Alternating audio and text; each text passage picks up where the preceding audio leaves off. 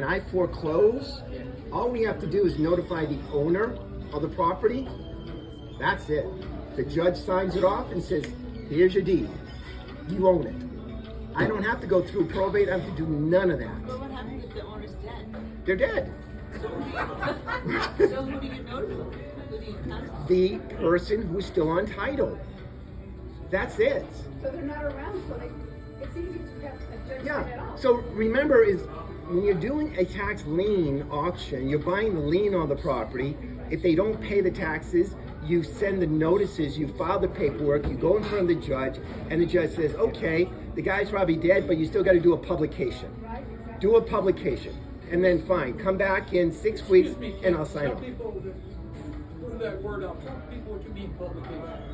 Publication is a newspaper publication that you have to tell to the world, okay, that you are now going to be processing and foreclosing on the property.